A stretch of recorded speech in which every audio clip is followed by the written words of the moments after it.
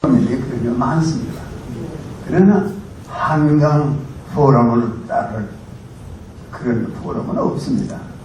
그건 우리 김홍은 선생이 정말 아주 한 시대의 참다운 문화인이고, 그 문화인이기 때문에 하는 일이 다 아주 문화적으로, 벌써 내가 들어오면서 우리 김영하 회장을 오랜만에 만났어요. 그이는 출신은 고려대학 출신이고 연세대학 출신이 아니지만 내가 잘 압니다. 잘 알고, 그이가 광고라는 게 아직 누가 관심도 없을 때 광고업을 시작을 했습니다. 그래서 그때는 조만한 사람이 딴 걸 해도 될 텐데 광고를 하나, 광고가 하나의 업이라는 걸 우습게 보던 시대에 그 시작을 했어요. 그래서 아주 정상에까지 갔었습니다. 근데 아까 만나서 얘기를 하는데 요새는 광고업이 안 된대요. 광고할 게 없대요. 그만큼 이 시대가 위축되어 있는 거죠. 그분을 비롯해서 여기 내가 평소에 잘 아는 사람들이 참 많이 있습니다. 그리고 또 이 테이블에 앉아서 주고받는 얘기도 아주 다 내 마음에 흐뭇한 얘기를 주고받는 그런 즐거운 시간이기도 합니다. 어떤 말로 하자면 당대의 명사들이 다 이 자리에 모였습니다. 그래서 내가 우리 갑순 여사가 제목을 뭘로 했으면 좋겠냐? 내가 물었어요, 오래 전에. 그래서 내가 그거는 신갑순이 정하라고 그랬습니다. 그게 뭘로 정했는지 몰랐어요. 오늘 와서 제목을 정했었는데 알려주질 않으니까 이제 와서 물었어요. 그러니까 그 제목을 그렇게 멋있게 정했더라고요. 왜? 그게 한마디로 하면 대한민국. 그게 오늘 강연의 주제입니다. 2020년 이 새해 맞아서 대한민국. 멋있잖아요. 대한민국. 그래서 오늘은 그 배우의 지혜가 뭔가 하니 마음대로 하려는 거예요. 무슨 얘기라도. 대한민국에 관련된 건 무슨 얘기를 해도 좋다. 그런 뜻이니까. 그게 얼마나 머리가 좋습니까? 내 옛날에 내 제자인데, 그래서 내가 그 머리가 참 기민하게 움직인다고 그렇게 봤습니다. 그러니까 제목을 정하고도 알려주지도 않아요. 그래서 여기 와서야 알았어요. 제목이 대한민국이라는 거. 오늘 여러분과 내가 다 대한민국이 없으면 존재하기 어려운 사람들입니다. 왜 그런가 하니 저 같은 사람은 언디 태어나기 이북에 태어났고 또 평양서 오래 살았고 학교도 다녔고 또 학교 졸업하고 그때 말로 하면 중고등학교지만 잠깐 국민학교 선생도 한 적이 있고 그런데 또 이 해관이 들고도 평양에 내가 옛날에 다닌 상수 국민학교가 있었는데 그게 상수 인민학교로 변한 거기에도 취입을 해서 몇 달을 가르치다가 도저히 이거는 있을 수 없는 데다. 그래서 탈북을 해서 정말 달빛도 없는 어두운 밤에 논두렁길을 따라 남쪽으로 삼파선을 넘던 때에 내 나이 20살이 안 됐었습니다. 그런 경험이 있는 나로서 만일에 대한민국이 잘못되면요 갈 데가 없습니다. 그런데 요새 걱정들을 많이 해요. 나하고 같이 테이블에 앉아서 아침을 같이 드는 회원한 분도 참 의미 있는 걱정을 많이 해요. 이게 일생을 살다가 이런 때가 처음이다. 헌법이 이렇게 짓밟힌 그런 시기가 언제 있었냐. 그런 말씀을 하시는데 다 일리가 있는 말씀이고요. 공감하는 말씀입니다. 헌법을 이렇게 유린해도 되는가? 예. 그런데 사실 요새 이제 제가 얘기를 할 만큼 하고는 그 다음에 끝에 메시지는 희망이 있다는 메시지니까 좀 우울한 얘기가 나와도 그걸로 결론은 아닙니다. 지금 안심한 게 많고, 아니 솔직히 말해서 그 문재인의 신년 기자회견에 하는 얘기가 뭡니까 그게? 그걸 말이라고 합니까? 그래도 대학 출신이라는 사람이 말이 그거밖에 못합니까? 아니 검찰총장에 대해서는 저 사람이 법을 벗어나서 참 문제다 이렇게 얘기하고, 그 조국이라고 있잖아요. 뭐 우리가 아는 조국이 아니라서 인간 조국. 아니 그 사람을 얼마나 높이는가 하니 참 죄송하다. 왜? 그 일을 그렇게 어려운 일을 겪게 해서 죄송하다. 그게 제정신으로 하는 말입니까? 아니 조국을 그렇게 한 건 한 나라의 대통령이 미안하다. 잘못된 거다 그거는. 그렇게 말하면서 아니 이 지금 검찰총장은요 다 국민이 좋아해요. 야 참 속 시원하다. 적폐를 뭐 청산 안 되더니 하는 사람이 그 사람 하나밖에 없구나 정부 안에. 그러니까 제일 지금 적폐가 청산되어 가는 것이 검찰청입니다. 하나밖에 없어요. 나머지 뭐 무슨 뭐 몰라요 다. 그것도 장관하는 사람 뭐 이런 사람들은요 이름도 없진 않지만 있지만 모르는 사람들이에요 다. 또 청와대 친친 인간들은 더 모르고 누군지 우리가 알 게 뭐예요. 또 이제 내놔서 뭐 이런 사람이다 하고 대개 관리에 따라서 청문회를 하고 그러잖아요. 요새는 뭐 청문회 해야 별게 없으니까 그 추미애인가는 법무장관이 되는데 무슨 청문회에서 뭐 하고 하는 건 없더라고요. 그냥 난 했다는 말을 못 들었으니까 그럼 뭐 그 대통령 권한이니까 한다. 그래서 해서 그 여자가 법무장관이 돼가지고 누가 불렀는지 모르지만 오라고 그랬는데 저희가 안 간 거 아닙니까? 그냥 가서 안 하겠다. 그 인사 행정을 하는데. 그러니까 그가 안 갔다고 그러는지 법을 넘어서는 그런 인간이다. 그런 비난밖에 안 되는 거 아닙니까? 국민이 오늘 원통해 하는 것은 왜 정치를 이렇게 하느냐?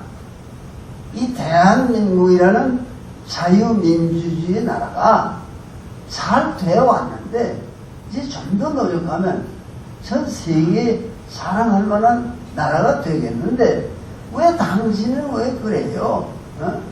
뭐 정치불매. 그 사람이 누굽니까? 나는 어떤 방송을 하는 때에 그 일을 뭐라고 그랬는가 하니 정치불명의 사나이라 그랬어요. 정치불명의 사나이. 나는 그가 아버지 어머니가 누군지 어느 해 어느 날 태어났는지 그걸 확실하게 국민에게 얘기 못하는 그런 존재입니다. 그러나 뭐 걸어온 순서는 말이야 다 우리하고 비슷해요. 뭐 국민학교 졸업하고 중고등학교 나오고 대학 나오고. 그래서 나도 뭐 국민학교도 나오고 중고등학교도 다녔고 대학도 나왔다. 우리가 다 보통 사람이야. 보통 사람 아닌 사람은 몇 명 없어요. 근데 왜 당신은 특별하게 굴어? 나하고 다를 것도 없으면서 왜 별나게 굴어? 그런 말도 했습니다. 왜? 당신 누군지 모르겠어 도대체. 어떤 사람이에요? 아버지는 어떻게 생겼고 뭘 하더니고 우리한테 얘기 못하잖아요. 대통령까지 되는데 우리는 그 전에 대통령 한 분은 아버지가 누군지 전 국민이 다 아니까 뭐 논할 거 없지만 어머니가 누군지 다 알고 무슨 일을 할거 다 압니다. 근데 이 사람은요 제일 웃기는 게 촛불 시위가 그게 혁명인 것처럼 그건 잘못된 주장입니다. 촛불 시위는 아주 단순한 시위지, 그저 지금 시위에 비하면 아무것도 아니죠, 그거는. 그러나 그 시위는 그렇게 정권을 잡을 만한 시위가 아닙니다. 정권을 도령 잡는 사람은, 이 사람은 순서대로 해서 대통령이 됐잖아요. 대한민국의 헌법에 있는 소위 대통령 선거 법에 따라서 투표로 대통령이 되지 않나요? 그러니까 국민이 뽑았다고 볼 수 있어요. 아니 뭐 나나 여러분 중에 투표 안 한 사람이 많지만은 그 사람에게. 그러나 그런 절차를 거쳤으니까 대한민국의 헌법대로 해야 되는 사람이에요. 그 사람. 대한민국의 헌법이 만들어졌으니까. 그런데 만일 그 사람이 나는 저 촛불 시위를 통해서 대통령이 됐다, 그걸 마치 군사쿠데타 한 것처럼 얘기하면 안 되죠. 왜 그런가? 군사쿠데타를 한 사람들도요, 그걸 할 때 목숨을 걸고 합니다. 그래, 박정희가 이 5.16 쿠데타를 일으키고 나서 즉시 장노영 참모총장에게 편지를 보냈습니다. 매우 죄송하다고. 참모총장의 허락을 받지 않고 이렇게 군인이 이런 행동을 한 것은 잘못된 거지만 국가의 현실이 이럴 수밖에 없어서 이렇게 하는데, 우리는 이 혁명이 실패되면 다 죽습니다. 다 죽겠습니다. 그런 결심을 장노영에게 보냈습니다. 그러니까 죽음을 결심하고 5.16 군사혁명이 있었던 거지, 야 하면 되고 안 되면 뭐 적당히 하지, 그런 거 아니에요. 목숨을 걸지 않고는 정권을 갖지 못합니다. 그러니까 최고회의를 하고 개혁을 하고, 그게 뭐 국민도 정치하는 사람도 기소리도 못하고 있는 거죠. 새로운 걸 하지 않느냐. 그러나 물론 여러분 아시다시피 그때 가서 위신헌법을 강요하고 하니까 거기에서 그 군사정권은 그걸로 끝날 수밖에 없게 되는 거죠. 비극적으로 끝났죠. 그 비극적으로 끝나는 거는 그이가 만일에 위신헌법을 선포하면서 그런 말을 안 했어도 그 정권이 그렇게 불행하게 끝나지 않았을 겁니다.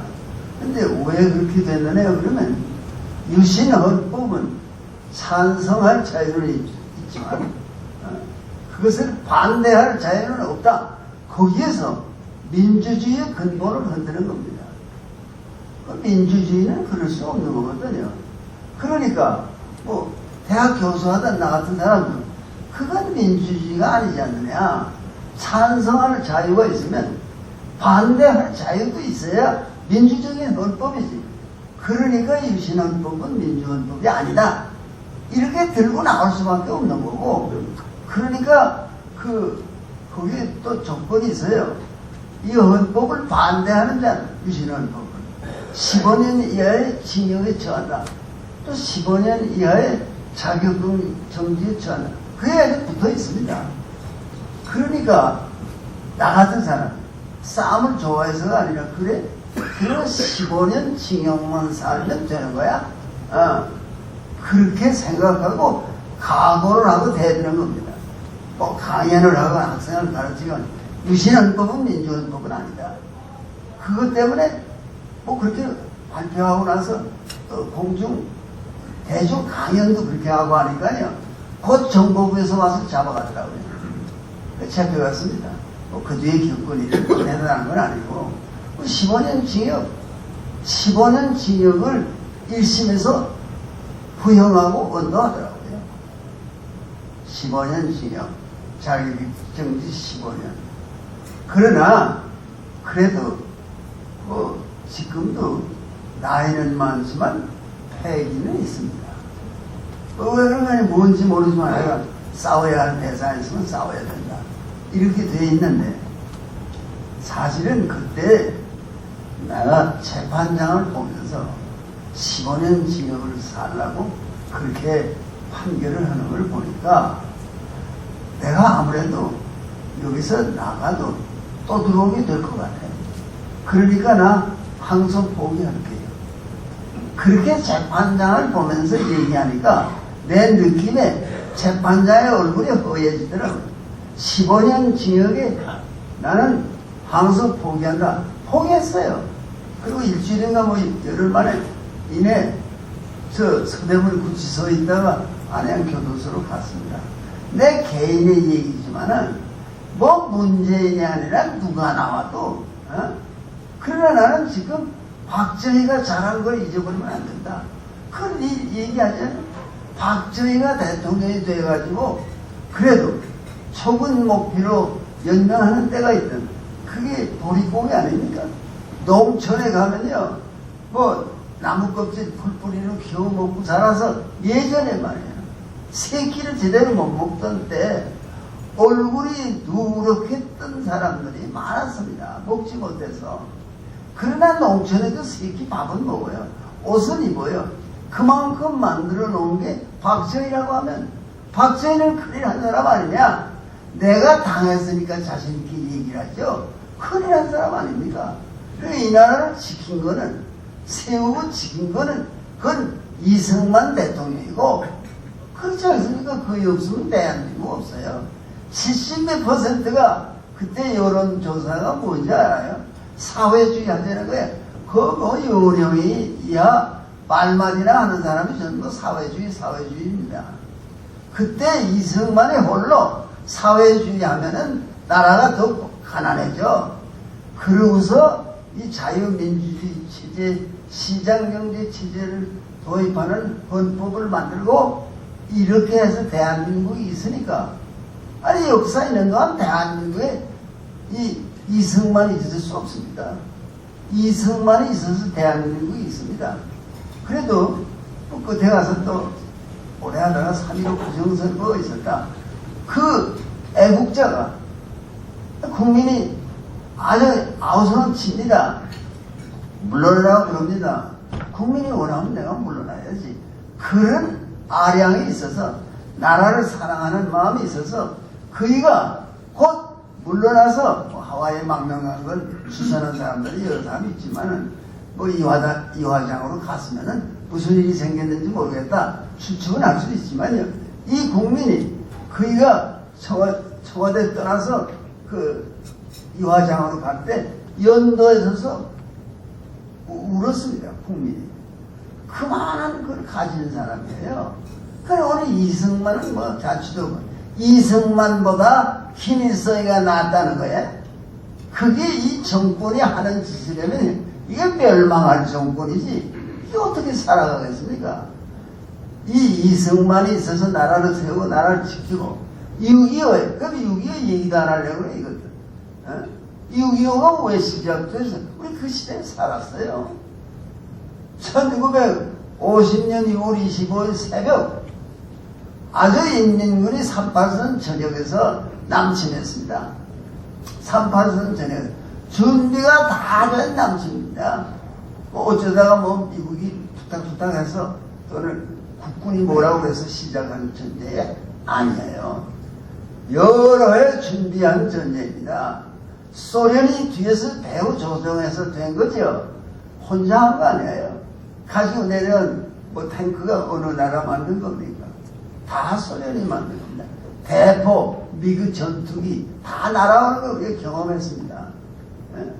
그런데 그 전에 이제 미국이 실수한 게 하나 있습니다. 그건 뭔가 아니. 그래서 소련군이 다 철수했다. 그러면 미군도 철수해라. 그런 요청을 한 겁니다. 왜?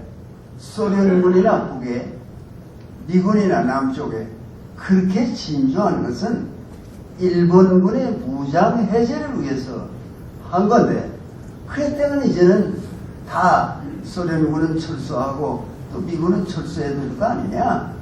이런 논리상의 모순은 없어요. 근데 평양에서 벌써 떠날 때 보니까 소련군이 항구적으로 눌러있을 결심을 하고 북에 진주한 건 사실입니다. 그러니까 자기의 마음에 맞는 정권을 세웠으니까. 그러니까 이제 무기 다 주고 군사훈련 다 시키고 우리는 떠난 거 아닙니까? 그런데 미국은 입장이 다르거든요. 국방은 미국이 맡아서 쭉 해서 국군이 있었지만은 준비를 잘 안 했습니다. 인민군이 쳐내려올 때 어떻게 하냐? 미군이 있는 동안은 인민군은 쳐내려오지 못한다. 그런 생각을 하고 있었으니까 우리도 다 그렇게 생각하잖아요. 지금도 그러잖아요. 그런데 이 소련군이 철수했으니까 이남의 미군도 철수하라. 그런 말을 듣고 말이에요. 우리는 되먹지 않은 소리다. 이승만 대통령이 제일 먼저 반대했습니다. 철군하면 안 된다. 전쟁 날 우려가 있다. 아니, 그이가 고집 때문에 뭐 잘못한 일이 많다 그러지만 고집 때문에 사는 것도 있습니다. 왜? 다들 사회주의 하자는데 이 시장 경제하는 걸 도입을 하니까 그래서 이만큼 살게 되는데 그건 고집입니다. 수로 하면요 사회주의 하자는 지도자 국민이 압도적입니다. 안 돼 그거 하면 그 철수한다? 그건 안 돼. 그랬는데도 불구하고 이 내용의 공무선의 여론이 어떻게 됐든지 간에 대한민국에 이제 있는 미군은 철수한다는 것을 그때의 주한 미 대사인 무치오가 발표했습니다. 무치오라는 사람은 젊은 외교관인데 그 얼굴도 사진에 난 걸 지금도 내가 기억하고 있어요. 그 성명서도 기억하고 있어요. 무슨 말을 그가 썼는가. 소련군 철수하고 그 이 성명이에요. 미군도 철수한다. 소련군 철수는 미군도 철수한다. 그러나 이 말이 우리를 불행하게 만든 겁니다. 왜 그런가 하면은 그러면 미군도 철수하지만 인민군의 남침은 없을 것이다. 그렇게 막아놨습니다. 그 신문 그때가 찾아보세요. 인민군의 남침은 없을 것이다. 그 미국 주한 대사의 발언입니다. 그러니까 없을 것이다. 그렇게 말하고 철수하는 건 어떡합니까? 철수했어요. 철수 잘한 겁니까?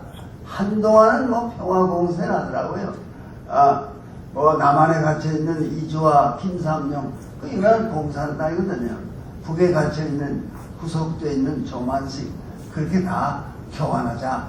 그것도 북의 제안입니다. 이놈들이 전쟁할 필요 없나? 그런 생각을 하기 시작하는 데인데 6월 25일입니다. 새벽입니다. 전면적으로 공격을 했어요. 그러니까 지금 이 자들이요 6.25 얘기를 하기를 싫어해요. 한동안은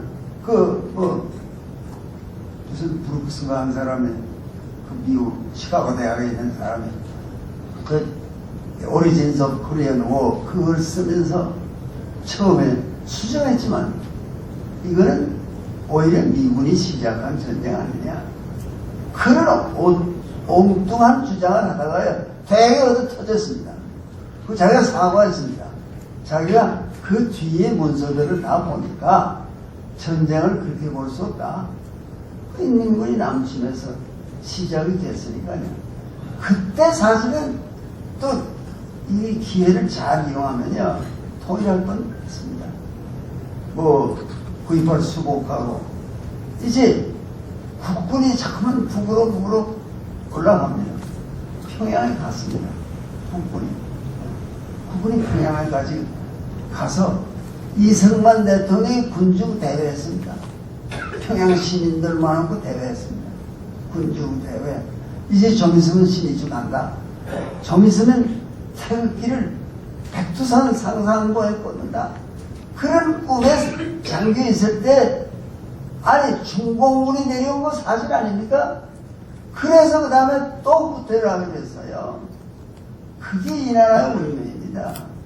우리를 이 꼴을 만든 것은 저 중화인민공화국의 그 중공군의 책임이 큽니다. 그때 통일했으면요 오늘 우리가 이런 수고받고 이런 고생 안 해도 될 거 아닙니까? 통일해버렸으니까. 근데 중공이 손을 대서 안 됐어요. 지금 대대로 역사가 중국이 우리 많이 시달렸습니다. 중국 신세도 많이 졌지만 그 신세는 뭐냐 공자는 산동성 사람이니까 나도 곡부에 가봤습니다. 얼마나 훌륭한 스승입니까? 한국의 선비들이 잘 때 절대로 저 산동성 있는데 바로 앉았다고 그럽니다. 왜? 공자님이 태어나셨는데 그렇게 우리나라 선비들 그 지배계급 아닙니까? 그렇게 숭상했습니다. 그러나 중국이 우리를 괴롭힌 것은 이홍장 보세요. 아니 이 한국과 국교 정상화 해보려고 미국의 슈펠트가 왔을 때 전 중국에 들렸습니다. 청나라에 들려서 이홍장하고 의논했습니다. 그 자기가 한국을 개항할 마음이 있어서 왔다. 슈펠트는 미국의 지도이고, 그러니까 이홍장이 뭐라고 그랬는지 알아요? 한국이 우리 속국인데 단독적으로 뭐 개항을 하고 할 필요가 없어. 이렇게 거절했습니다. 도와줄 수 없다고. 그러나 미국의 여론이 한국을 개항하자. 그래서 결국은 소위 1882년에 한미 소통상조약이 맺어졌습니다. 그러니까 미국이라는 나라가 한국을 처음 국제사회의 일원으로 받아들여 준 겁니다.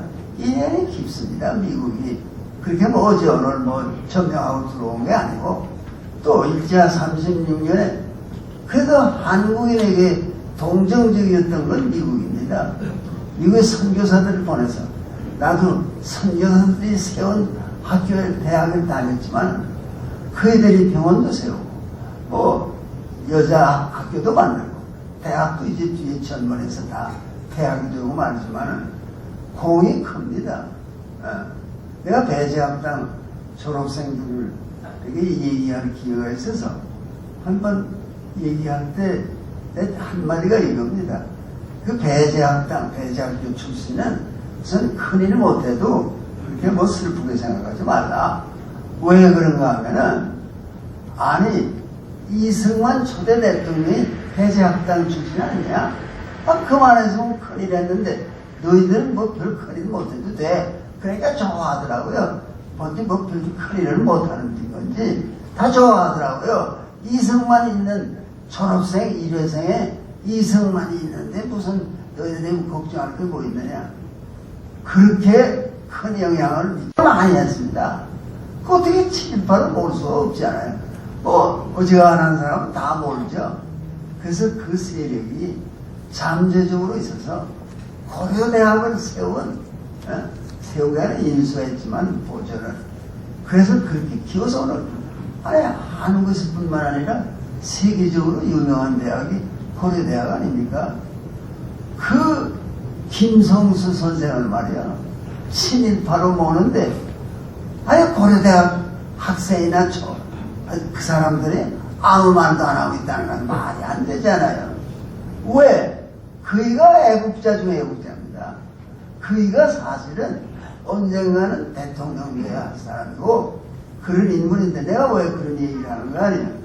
대한민국이 이렇게 된 것에 공헌한 사람들도 얘기도 다 대한민국, 대한민국 위대한 나라예요. 김성수 선생이 어떤 일을 겪었는가 하면요, 이제 헌법을 새로 만들 때 유진호 선생이 거기 관계했습니다. 헌법 기초하는데 그게 헌법학자니까 유진호가 했는데, 유진호가 헌법을 만들면서 김성수 선생을 찾아왔습니다. 그 자기 어른이니까 자기가 헌법에 소위 원칙이 농지는 농민들에게, 다시 말하면 토지개혁이죠. 그걸 해야 되는데 이제 뭐 시가증권도 주고 그 사이에 뭐가 있긴 하지만 헌법에 이걸 넣어야 되는데, 그렇게 되면 왜 그걸 먼저 들고 김성수 선생이 가는가 하니, 그이가 땅이 말이야 여간 조상 때부터 벼슬한 사람들도 있고 그래서 땅에 얼마나 많은지 몰라요. 농토가 그걸로 그래도 좋은 일을 많이 하셨죠. 또 그 실제 쓰는 돈은 김현수 씨가 번 거지 무슨 김성수 선생이 무슨 뭐 돈을 버는 일도 못했어요. 그래 그 조상이 물려준 땅을 가지고 있는데 그 지주 아닙니까? 뭐 고창 지역에 있을 겁니다. 근데 그 땅이 얼마나 넓은가 하면요, 농토가 저 자연농원 만들 때 100만 평이라고 그랬습니다. 그게 1000만 평 넘습니다.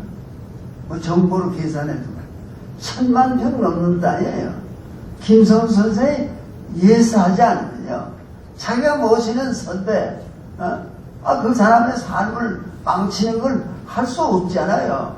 그러니까 우선 와서 그렇게 의논을 했을 때 김성수 선생이 1000마디에 응했습니다. 그렇게 해야지. 그래서 그 자리에서 그이는 1000만 평 농토를 그 자리에서 잃어버린 겁니다. 그걸 감히 하는 사람인데, 아니 그런 사람을 친일파로 모은다는 게 이게 말이 됩니까? 이거 위인 중에 위인이에요. 그런 인물이 아주 외유 내강한 성격의 인물이지만요, 돈 받을 돈이 많은 민족의 스승입니다. 그런 인간들이 지금 정권을 잡았다. 이게 웃기는 중에도 웃기는 일 아닙니까? 그래서 나는 어떻게 생각을 하느냐, 내가 한 2번쯤 광화문에도 갔습니다. 거긴 왜 노인이 갔느냐, 잘 걷지도 못해서 휠체어 타고 다녀야 되는데 한 번도 안 갔었어요. 근데 그 정광훈 목사라는 사람이, 정광훈 목사라는 사람이 이제 경찰서에 잡혀갔어요. 그걸 많이 주도하는 그런 난 인물입니다. 그 사람이 그 종로서에 가서 조사를 받고 뭐 나왔어요. 나왔는데 검찰에 또 간대요. 그래서 내가 그이 보고 만일에 검찰에 구속이 되면, 아니 법원에 가는데 법원에 구속이 되면 내가 광화문에 나갈게, 그 사람 보고 그랬어요. 그런데 그날 구속이 안 되고 나왔어요. 그래 나는 광화문에 나갈 책임이 없잖아요. 노인이 추운데 왜 갑니까? 그런데 이 사람이 나왔으니까 안 가도 되는데, 그때 광화문에 나온다고 그랬지 않습니까? 한 번만 나와주세요. 그래서 이제 지난 그 토요일에 한 번 나간 거예요. 한 번 나갔더니 또 내가 나간 걸 그렇게 좋아하더라고요. 다 서서 신년 인사거지 하더라고요. 다 일어나서. 그 아스팔트 바닥에 앉아있잖아요. 그런데 왜 그 얘기를 하는가 하면요, 지금 다른 걸 생각하면요, 희망이 없는 것 같기도 해요. 그 모르는 소리죠. 지금 그 아스팔트를 찾아가서 그 대단한 사람들이 많이 갑니다. 거기 내가 가까운 사람들도 많이 갑니다. 그 추운 날에도 가요. 그이들이요 다 대학 출신 많습니다. 내가 아는 사람은 대학 교수들이 또 많으니까 많이 나가요. 그건 다 박사학위 가진 사람들도 많이 나갑니다. 그게 한국의 중산층입니다. 나는 공부는 역사를 공부해서 우선 막스가 존중하는 기급투쟁이라든가 그런 공부를 왜 안 했겠어요? 기급투쟁이라든가 또는 유물론적 변증법이라든가 유물사관이라든가 그걸 어느 정도는 공부해서 압니다. 그런 그 계급투쟁으로 봐야 하는 면도 많잖아요. 그 역사가 계급투쟁으로 되는 건 아니잖아요. 왜 그런가? 플러스 알파가 있는 거지. 계급투쟁은 무시할 수 없어요. 근데 우리나라에 내가 여러분께 전해드리는 것은 계급이라는 입장에서 볼 때 대개는요, 정상적인 나라에 대개는 그저 상위의 5%가 학교에서는 우등생이 한 반에 한 5% 아니에요. 아주 공부 못하는 애가 한 5% 됩니다. 그러니까 이 나라에도 아주 대기업을 하고 뭐 돈 많고 돈 쓰는 건 아깝고 언제라도 얼마든지 할 수 있는 사람이 5% 될까 말까 합니다. 그건 상위치예요. 그러면 저 밑에 5%가 되는지 안 되는지 모르지만 세계적인 논리로 하면 그 5%는 학생이면 좀 공부 안 하는 학생이고 이제 일반 사회를 놓고 보면 그 사람들이 다 소위 좀 극빈층에 속하는 사람들입니다. 그런데 어느새 중산층이 이렇게 성장했냐? 놀라운 겁니다. 그 안목으로 이걸 보면요. 그게 지금 추운데 나가서 문재인이 나쁜 말도 하지만 내가 나가서 나쁜 말 하지 말라고 그렇게 훈계는 했지만 아까 또 나쁜 말을 좀 해야 그렇게 듣는 사람들이 좋아한대요. 좋은 말만 하면 문재인에 대해서 좋은 말 할 것도 없지만 그래서 말은 좀 점잖게 하고 해야지. 자꾸 욕을 하고 뭐 이러니까 그 잘못됐다. 그러면서도 그이들을 보는 내 의식이 다릅니다. 야, 이거 우리나라의 중산층이 이렇게 자라서 결국은 아니 문재인조차도 중산층에 속한 거 아닙니까? 그가 장관으로 내세워서 뭐 잘 안 됐다 하는 뭐 조국이라는 사람들 다 중산층 아닙니까? 예. 그 장관 뭐 임명하면 뭐 그 청문회 하기 어렵잖아요. 나 비서실장 하는 사람은 집이 두 채래 된 거. 그런 사람은 안 한다고 그랬거든요. 기득에 자꾸 옮기는 사람, 학군을 찾아다니는 사람, 그 말은 다 맞죠. 그 사람은 중용하지 않는다. 그리고 이 문재인은 그런 사람만 골라 쓰는 거예요. 골라서 쓰는 게 아니라 뭐가 통하는 게 있어서 했겠죠. 그러나 그 사람들을 비키고 보면 전부 다 아주 중산층도 부유한 층들이더라고요. 다 부동산 뭐 투기에 관심이 많은 사람이고 어떻게 해서든가 돈 벌려고 그러고 이 조국조차도요. 그 문제가 어디서 생기냐면 아니 돈 벌려고 하는 데 생기는 거예요. 그러니까 그 중산층이라는 게 그렇게 성장했는데 그중에 무슨 뭐 아주 평화로운 시대를 살면서 운동권에 속했다가 그런 사람들이 있는 거죠. 또 주사파라든가 주사파가 한국으로 움직일 수 있습니까? 불가능한 거죠. 그거 다 주사파라는 놈들도 다 집에 밥순이나 먹는 집이고 운동권이 도대체 그래요. 아니 장기표가 운동권의 우두머리였습니다. 예전에 장기표가 다 잘 사는 집안의 아들이지 밥도 못 먹는 집안에 태어나서 어떻게 뭐 서울대학에 들어가고 그만한 공부를 하고 나오겠어요. 그때 그 장기표가요. 운동권이 집권하는 것처럼 위험한 게 없대요. 아무것도 모르니까 공부를 안 하고 디립다 그냥 뭐 그때 교수들도요. 과거에 운동권에게 굽실 걸리는 사람 많았습니다. 왜 그러면 출석을 안 해? 그러면 학점을 안 준다. 그러면 교수의 양심에 학점을 안 주려고 그럴까? 안 주면 이 운동권이나 학생이 교수를 찾아가서 이게 신통치 않으니까 아니지. 공부도 못하고 그러면서 뭐라고 그러는가 하면 아니 어떻게 나는 국가를 위해서 운동권에 뛰느라고 출석을 못했는데 출석 못했다고 나한테 F학점을 주면 어떡합니까? 그러면 똑똑한 교수는 이만큼 운동권은 운동권이고 대학은 대학 아니야. 줄 수 없어. 그렇게 하는 사람은 별로 없어요. 왜? 자기에게 불리한 일이 생길까봐. 그래서 또 줍니다. 학점. 그래서 학점 받고 졸업한 놈 많아요. 그런 인간들이 나라를 보통이 아닙니다. 보통은 아닙니다. 그게 나라를 움직여요. 그러니까 이것들이 말이야. 지금 대개는 이런 생각을 하죠. 저 사람들이 지금 뭐 문재인도 그렇지만 조국도 다 어떻게든가 돈 많이 벌려고 하는 그 중산층의 일원이지.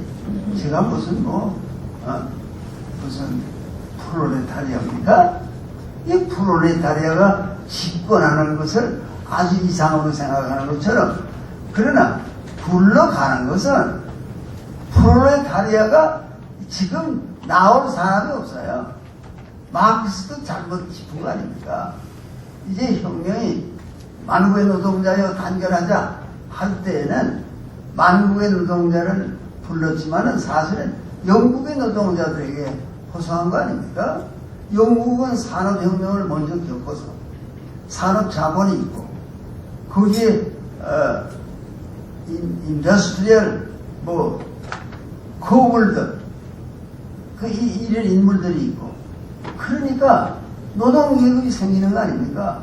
노동계급은 영국에 먼저 생기는 게, 러시아의 제정 러시아에 무슨 노동계급이 있어요? 산업화가 되지도 않았는데. 그러니까 농민은 뭐 있지만은, 그러니까 안 될 것에 그걸 성공시킨 것은 그거는 레닌의 천재가 있어서 한 것뿐이죠. 다른 나라에서 안 됩니다. 근데 그런 생각을 하고 만국의 노동자요 단결하자, 우리가 잃어버릴 것은 쇠사슬밖에 없다, 이런 말을 저 1848년에 했습니다. 그러고 나서 오랜 세월이 흘렀습니다. 그 마크스가 생각하는 것도 틀린 게 많지 않냐? 그건 마크스를 신봉하는 사람들도 신합니다. 다 시인합니다. 마크스도 오류가 많다. 그거 다 시인하고요. 지금은요, 소위 그러는 프롤레타리아 혁명에 매력이 없습니다. 어떻게 빨리 중산층을 늘려서 안정된 사회를 하자. 지금 광화문에 모이고 청와대를 향해 가고 하는 그 사람들이 촛불 시위도 낭만적인 거고, 이 사람들도요 지금 아주 느끼는 건 뭐가 아니요, 이 사람들이 어딜 가는 거야? 이 정권을 담당하는 사람들은. 그럼 문재인 대통령에 대해서 분노가 있어요. 아니 그대로 내버려두면 잘 될 사회. 중산층이 흔들리 보면 지금 경제가 되는 게 어느 정도 굴러가잖아요. 세금도 내놓으라고 차차 못 내겠다 그러지만 이 사람들은 볼 줄은 몰라요. 문재인의 정권은 벌어들이는 건 모르고 그동안 본 걸 쓰는 거. 그러니까 이제 모자라면 할 수 있는 건 이 지폐를 찍어내는 거하고 소위 국채 만들어서 파는 것밖에 없어요. 세금이 못 나오면 아직은 있습니다. 중산층 또 양심적이어서 또 내는 대로 냅니다. 다. 근데 조금 가면 안 됩니다. 중산층이 상식적인 사람들이라 다 세금 냅니다. 그러나 못마땅하게 생각합니다. 이럴 수가 없지 않나. 그다음 조국의 사건을 보고 우리가 이대로 있을 수 없다, 나가자, 이래서 나가는데요, 앞만 치고도 나갑니다. 그거는 왜 나가는가? 그러면 의식은 못하지만 기금에 대한, 아니 한국에는 저 강남에 샴페인만 마시는 프롤레타리아들도 있다고 그러잖아요. 스스로 프롤레타리아다 이러면서 말이에요. 아니 샴페인 사서 마시는 놈들이 무슨 프롤레타리아, 오로지 프롤레타리아입니까? 이게 다 겉으로 나가는 거예요. 한국에 지금 중산층이 이만큼 됐기 때문에 문재인이 무슨 짓을 해도 안 됩니다. 또 그걸 하나 뭘로 느끼는 거야? 이만큼 나라가 불안하면요, 다 조금 있으면 쓰지 않고 뒀다가 그저 어디 피난 갈 때 찾습니다. 뭐 월남에 가고 뭐 어디 가고, 월남이나 무슨 뭐 인도네시아에 공장을 짓는 사람들은 많지만 이사 가는 사람들은 거의 없습니다. 도망가진 안 되니까 가자, 그런 사람 없습니다. 중산층이 야 이거 내리셔서 되겠는가? 늘 탑의 5%는 언제나 옮겨갈 수 있습니다. 그 사람들은 걱정이 없는데 중산층은 피난을 갈 연구를 해야 되는데 안 합니다. 왜? 본능적으로 정치적 센스가 있습니다. 피난을 가지 않아도 되는 세상을 우리가 잃어버리지 않는다. 그게 저거 위험하지 않느냐 그러면 쏟아집니다. 나는 한국에 대해서 그렇게 크게 걱정하지 않습니다. 왜 그런가 하니 이 중산층이 살아있어서 그는 날마다 늘어나야 되는데 늘지 못하고 줄어들지 않을까 그런 걱정을 하는 사람들도 있지만 지금 나라를 팔아먹을 것처럼 노는 이자자들이 사실 그 대부분이 운동권이고 뭐이고 다 중산층에 머무르기를 바라고 중산층에서도 돈도 있는 상중이 되기를 바라는 사람들이 대부분입니다. 모르는 건 하나예요. 혹시 북하고에 접촉해서 간첩이 돼가지고 대한민국에 살면서 사실은 하는 일은 북의 김정은의 지휘대로 하는 건가? 내가 이 문재인에 대해서 이런 생각을 한 적이 있어요. 모르긴 하지만 나는 그자가 생각이 모자라서 그러지. 만일에 조국을 끼고 도는 것도 자기 생각이 아니라 또 신년의 기자회견을 하면서도 조국에 대해서 미안하다. 그러면 어떤 그보다 높은 세력을 가진 데서 지시를 받았는데 조국 하나를 시켜라. 그 사람 하나 그래 나와서 나는 사회주의자입니다. 그렇게 고백하는 양심을 가진 사람은 하나밖에 없어요. 문재인도 말도 안 해요. 근데 그 사람은 내가 보호해야 할 책임을 자기가 누구한테서 맡은 건가? 그러면 간첩이 끼어있다는 말이에요. 간첩 안 잡는 지 오래됐어요. 간첩을 안 잡으면요 나라가 앉아있다 망합니다. 그런데 중산층이 이만큼 돼 있고 미군이 이제 철수하지 않겠는가? 뭐 평화적으로 하자. 정전회담을 평화회담으로 하고 그럼 연세대학에 교수하던 놈 작자 하나도 말이에요. 무슨 의견을 가지고 있는가 하니 빨리 정전협정을 평화협정으로 하고 따라서 미군은 철수하고 그러면은 남북 통일이 쉽지 않느냐 그런 얘기를 해서 사실은 이 본디 얘기가 돌기에는 그 사람이 준비 대사가 될 거라 그랬어요. 미국에서 안 받아들이잖아요. 미군 철수하는 걸 먼저 바라는 그런 인간을 미국 대사로 받아들여서 그래 망을 주면 되겠어요? 안 줬어요. 그런데 내가 이런 얘기를 어디서 했습니다. 여러분도 언젠가는 듣게 될 거예요. 왜 문재인이 왜 북에 대해서 이렇게 쫄쫄 매고 그러냐. 또 민족끼리 이따운 수작들을 하면서 말이야. 아니 왜 뭐다 미국은 왜 자꾸 끼어들이냐.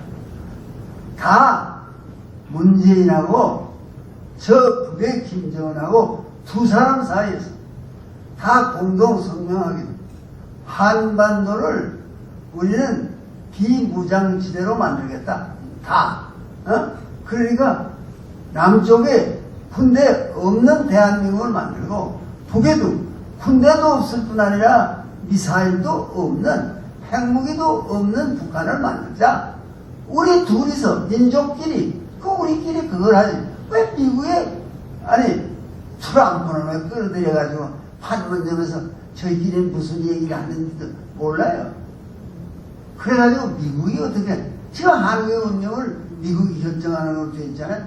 좋은 때가 됐으니까 둘이 한번 그런 성명을 하고 늘 주장하는 게 비무장지대 2억 7천만 평은 그것은 유엔이 기증해야 된다. 유엔이 만든 나라에 대한민국이 그러면 자유민주주의로 통일할 수 있으면 그게 이상적이어서 잘 그 방향을 나갔잖아요. 이승만이 제시한 실지 회복 그 다 독립된 건데 저놈들이 저렇게 공산주의로 나가는데 김일성은 소련의 지지하에 저 짓을 하니까 저것도 우리 땅이다. 실지 회복 아니면 북진 통일 그런 꿈을 다 앗아가고 정치를 잘못했습니다.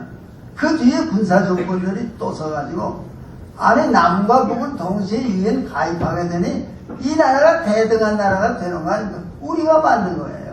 우리가 만든 대통령이 북에 자기 말로는 2억을 갖다 줬다 하지만 2억이 뭐야? 더 많이 갖다 줬죠. 정확한 숫자는 말할 수 없지만 그걸 바탕으로 해서 만일에 김정일이 핵무기 제조에 박차를 가했다면 우리도 책임이 있는 거 아닙니까? 대기업에 돈을 뜯어서 갖다 줬다. 그렇더라도 다 세금 내야 될 돈 아닙니까? 그걸 가지고 북을 키웠으면 우리도 책임을 져야 되지 않느냐. 남북이 동시에 다 무장해자. 우리는 비무장지대를 만들어 놓고 예로 하여금 들어와서 한반도의 평화뿐 아니라 전 세계의 평화를 관리하게 하라. 그런 꿈이 우리 지도자들에게 있어야 되는 거 아니냐. 그런 말을 했습니다. 대한민국은요, 이제 앞으로 선거를 앞두고 있습니다. 이 선거에 승리하는 것이 굉장히 중요한 거지. 그러니까 지금 너하고 나하고 뭐가 다르지 않느냐. 과거가 이렇지 않느냐. 그런 얘기하면 안 됩니다. 다 자유민주주의의 큰 깃발 밑에 다 하나가 됐어요. 정말 뭉치면 살고 흩어지면 죽는다. 그 표 하나를 내걸고 우리는 이 4.15 총선에서 반드시 적어도 200석, 300석밖에 없으니까 200석의 국회의원을 자유민주주의 시장경제 깃발을 든 사람들로 하여금 그 사람들이 반드시 승리하게 만들어야 됩니다. 그것은요, 우리가 헌법을 통해서 대통령을 문재인을 법적으로 무너뜨리는 가장 확실한 길이 그것이라고 나는 믿고 있습니다. 그래서 나는 오늘 그 시간 괜찮습니다. 맞습니다. 이제 슬슬 마무리를 짓겠습니다. 오늘 우리나라에 희망을 잃은 사람들이 많습니다. 왜 그런가 하니 정치가 하더니 꼴입니까? 벌써 이제 그중에 누가 꾸미가지 나는 문재인의 머리에서 나왔다고 생각 안 하는데 언론을 완전히 잡았습니다. 언론. 그거 아주 피 안 나게 허리를 자른 겁니다. 그래서 알아서 기는 겁니다. 동아리 조선인이 하는 신문들도요, 정면으로 이 정부를 공격하지 못합니다. 학생이 일어나던 시대가 갔습니다. 사실 부정선거에 항의한 학생입니다. 마산서부터 출발이 됐지만 전국의 학생들이 참여해서 또 훌륭한 대통령이 있어서 그 잘못된 거야, 부정선거. 부하들에게 다 이르고 그리고 조용히 물러나서 하와이에 가서 대한민국에 대한 얘기를 한마디도 안 했대. 오재경 씨가 2번 찾아갔대요. 한마디도 안 하더래. 한국이 지금 어떻게 돼가냐, 그런 얘기 안 하더래. 대인, 거인은 거인입니다. 거기가 한마디도 안 하고 조용히 그저 그렇게 깨끗하지도 못한 병원에 누워서 한 시대를 끝냈습니다. 위인입니다. 그런 사람. 그런데 사실은 이 나라가 자유민주주의로만 나가면 이상 그런 의견 가진 사람이 많아요. 한국은 이보다 훨씬 더 발전했을 것이다. 그런 사실이죠. 근데 남북이 북에도 힘을 실어주고 남쪽은 남쪽대로 고민이 생기고 이래서 지금 나가지 못하고 있으니까 중산층이 움직인다. 학생이 안 일어나요. 전 군인도 말이에요. 어떤 사람들을 현역에 들어가니 시키는 대로 하는 사람. 이제 나는 군도요, 어느 때 일어난다고 봅니다.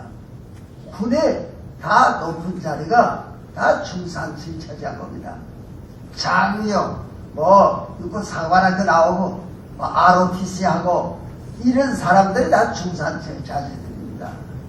그러니까 중산층을 지킬 의지가 확실한 이 새로운 시대를 만들 텐데 그게 불가능하지 않습니다. 선거를 통해서 200석만 차지하면 우리 그렇게 할 수 있습니다. 왜 이 사람은 뭐 대통령 탄핵에 관계했다. 관계했건 안 건 문제 삼으면 안 돼요. 뭐 어느 대통령을 중심으로 정당을 만들겠다. 그러면 안 돼요.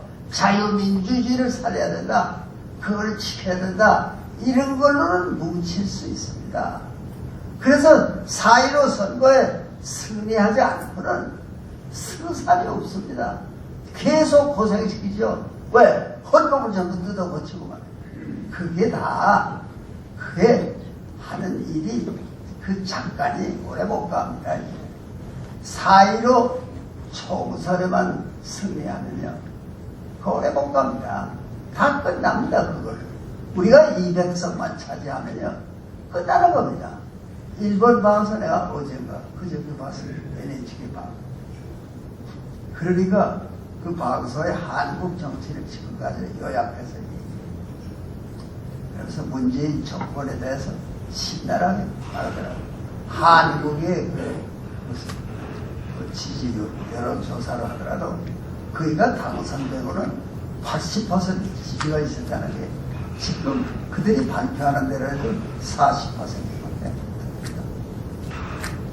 아주 누구나가 시인하는 것은 문재인은 이제는 그 NHK의 표현은 레임덕, 잘 걷지 못하는 오리를 레임덕이라고 대통령의 임기 말이 가까우면 레임덕, 절른 말이 오리가 되는 거나 마찬가지로 한국은 경제도 나쁘고 그리고 이 지도와 함께 인물들을 세계 지도를 그리고 인물을 소개해서 왼편에는 중국이죠. 중국의 시진핑 또 그리고 김정은 또 러시아의 푸틴 그 세 사람을 왼쪽에다 맞다 세계 지도를 놓고 그리고 사실 처음에는 이 오른쪽에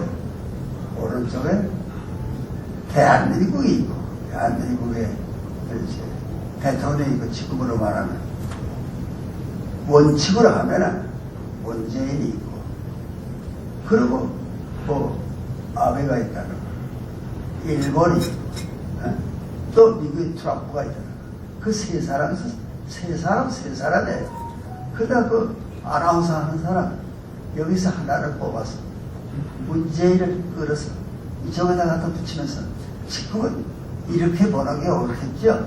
그러더라고요. 그리고 그 레임덕가 오래 못 간다. 나는 일본의 표현이 정확하다는 말 아닙니다. 우리도 그만큼은 다 내다봅니다. 우리가 분발해야 할 것은 대한민국의 자유민주주의 지키는 것, 대한민국의 중산층을 지키는 것, 그것이 배운 사람들의 책임입니다. 그 나라가 편안한 거니까 나는 그런 일에 있어서 자신이 만만하기 때문에 누굴 만나서 그저 희망이 있다고 그러지 희망 없습니다. 여러분이 희망 없다고 해도 낚시만 하지 피난 가려고 보따리 꾸리지 않습니다. 이 국민이 중산층은 계속 있어서 살릴 것을 목표하고 있으니까 오는 4월 15일 선거에 크게 기대하면서 그래서 나는 투표만 하면 돼가 아니에요.